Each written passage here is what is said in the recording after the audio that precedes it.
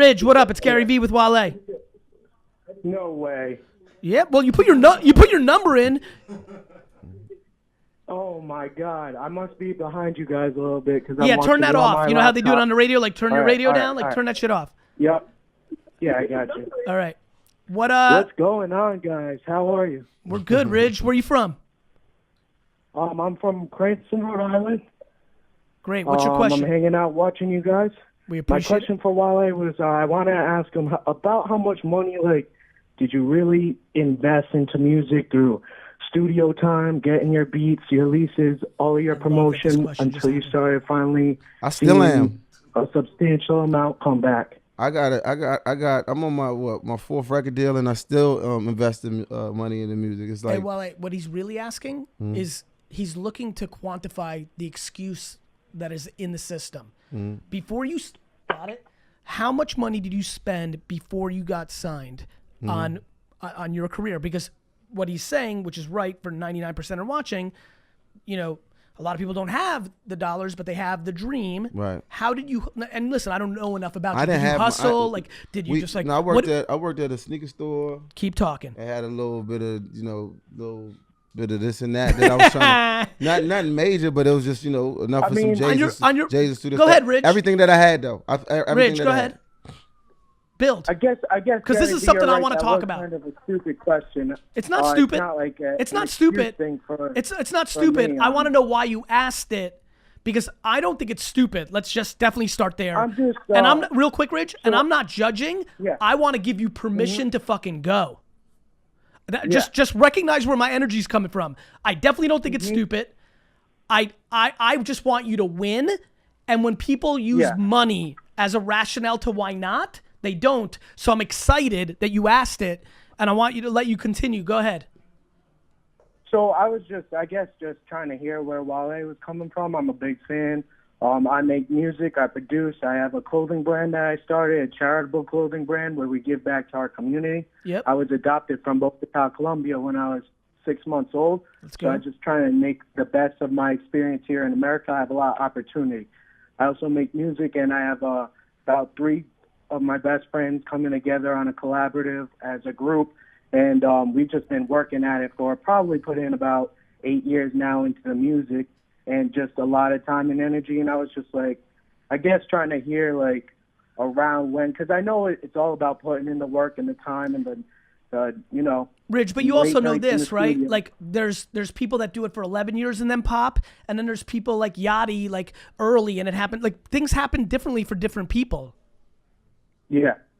Like I'm gonna let Wale answer, but like the answer to that question always startups, music.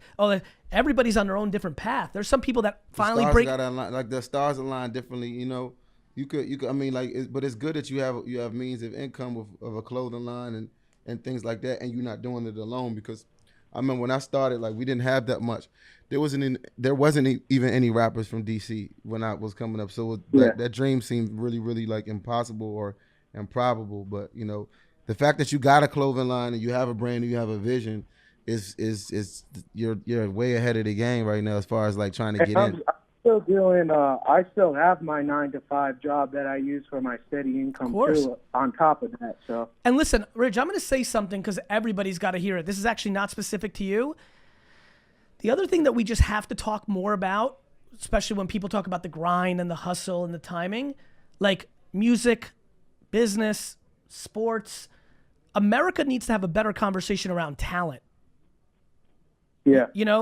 And I have no idea anything, as you know, about you, but like, talent is part of this.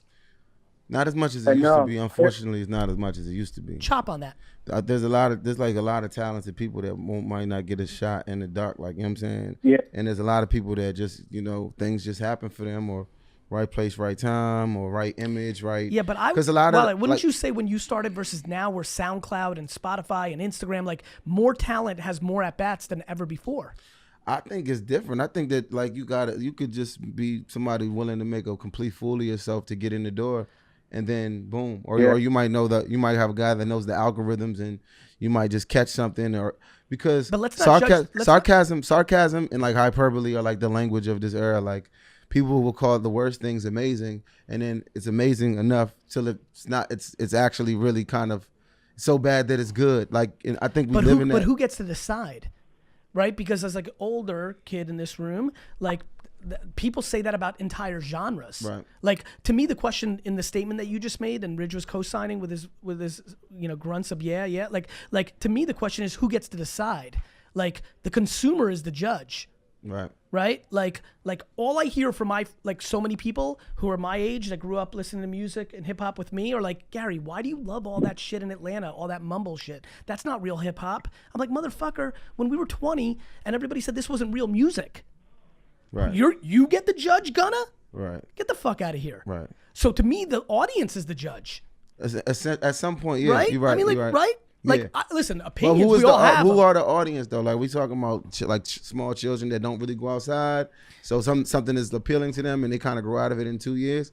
Well, no. Now you're talking about something I care about, which is really important. This is where we're all three of us are probably saying the same thing. Mm-hmm. There's one thing to have a moment. There's another thing to have a career. Absolutely. And what we don't know yet, Sure. right, Rich? Like, what we all don't know yet Yeah, right now is the 100%. current sound.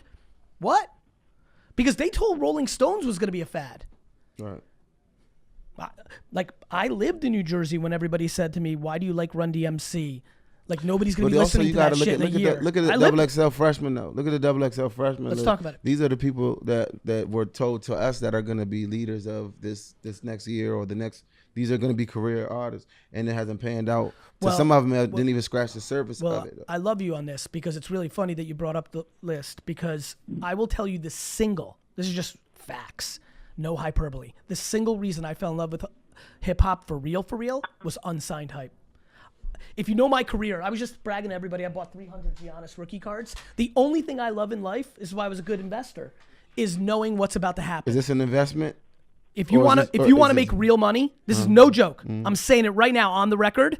In the next 5 years, investing in sports cards are going to outpace sneakers in the flip Wow. game. Yep, saying it right now. There is something really happening with 6 to 9 year old kids, 7-year-old kids. Let me tell you what's happening. 43-year-old dudes like me, when cards were the fucking apex when we were kids, we now have 6, 7, Yep. 8-year-olds, and the whole reboot is on.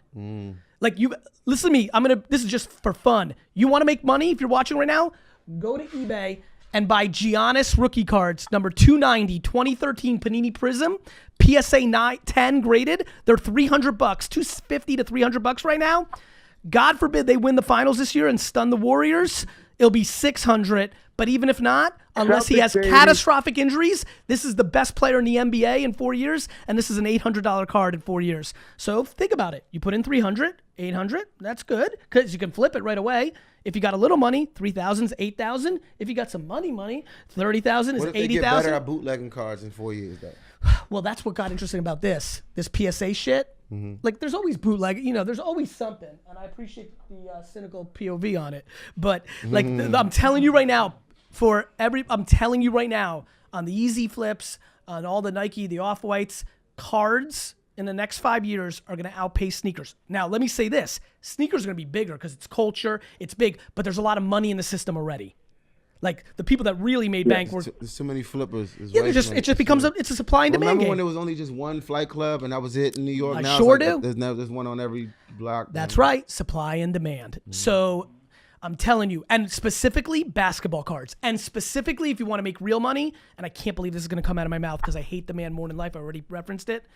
I believe that Michael Jordan rookie cards are one of the most underpriced things that investors can invest in today. Because You're not a Michael Jordan fan? my man, when I tell you that I hate Michael Jordan, Because is it a Knicks thing? yeah, I'm 43. If you're 43, listen to me. If you're 40 to 50 and you're a true New York Knicks fan and you don't hate Michael Jordan, fuck you. That was the first time I met Jay-Z. He was like, I love Michael Jordan. I don't care. I don't like. If you're I'll real, be honest, like, I didn't get to watch Jordan, so I can't really speak on that. LeBron's more my generation. I get it. The only reason I love LeBron is because I needed him to beat Jordan. Like, the next kid, like Zion. Like, I love everybody who's next. Zion, like, bring them all on. I need somebody to dethrone him Unless before I somebody die. goes to the Bulls or something. Yeah, that'd be terrible. If Zion goes to the Knicks, you'd be Dude, happy. the Jets and the Knicks are my fucking life, and I've had to live through 40 fucking years of Jordan So and you Brady. need I'm Zion. fucking. So Zion's gonna be here after draft. He's gonna be right in this seat right here talking to you. My man, if we get Zion, I'm gonna throw the television. Look at this guy. Like I can't wait. my I can't God. wait for this lottery thing. Me and my boys are getting I'm together gonna- for the I wanna- bouncy ball thing. Kaz, If we get wherever Zion, you I'm gonna at, rip the fucking wherever TV you at and during throw the it at lottery, somebody. I'd be so happy. I need to be next to you. You know, he wrote an article about how they have the NBA needs to just give the Knicks Zion. The best thing for the league. It would. You know the league gave the Knicks Patrick Ewing, right? That's what I'm saying, they gotta do it again. I agree. I've been freezing. Anybody but Cleveland, man. They can't.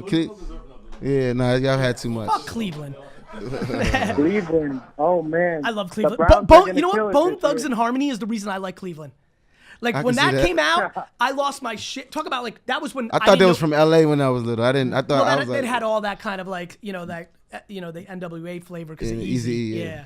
Fucking Bone Thugs is underrated. Straight up, Bone Thugs is underrated.